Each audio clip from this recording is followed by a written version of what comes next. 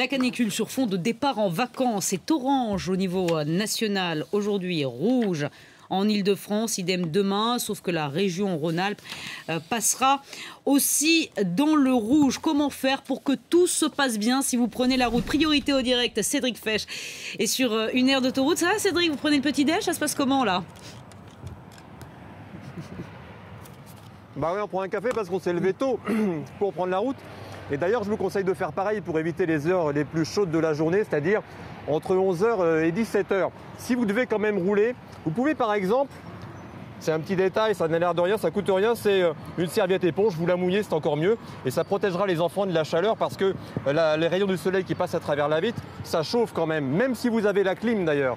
À propos de clim, résistez à l'envie de mettre la clim à fond. S'il fait 30 degrés dehors, mettez-vous à 25, c'est largement suffisant et ça évitera d'avoir un malaise. Si vous devez vous arrêter un peu longtemps, utilisez ça. Carton blanc, vous le mettez derrière le pare-brise et ça évite que la température ne monte trop vite. S'il fait 26 degrés par exemple, en 10 minutes, la température va monter à 40 à l'intérieur si la voiture est immobilisée.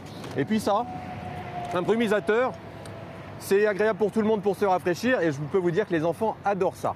Et quand vous partez en vacances, Cédric, vous êtes un homme prudent, vous avez fait réviser la voiture, évidemment. Nickel, tout fonctionne.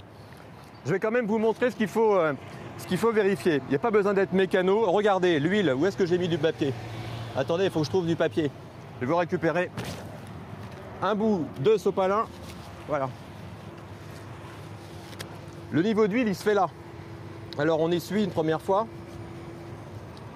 On remet dans le moteur. Et voilà, vous voyez, le niveau d'huile est là entre les deux, là, donc ça c'est bon. Après, ce qu'il faut regarder, c'est le liquide de refroidissement. C'est ce qui permet de refroidir le moteur. Attention à ne pas vous tromper avec le liquide de lave-glace. Et puis ça, si vous avez une voiture qui est un petit peu ancienne, elle a peut-être une faiblesse du côté des durites. Les durites, ce sont ces gros tuyaux en caoutchouc, ici, qui permettent au liquide de refroidissement de passer à travers le moteur et de le refroidir. Eh bien, si le caoutchouc est un peu usé, ça peut fissurer.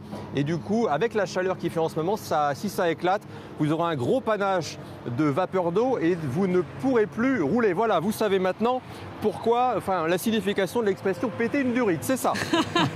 Cédric Fesch avec Antoine Corvère. Je crois que vous avez tous les conseils pour prendre votre voiture aujourd'hui donc, et pour partir en vacances. Vérifiez aussi la pression des pneus, c'est important sur l'autoroute.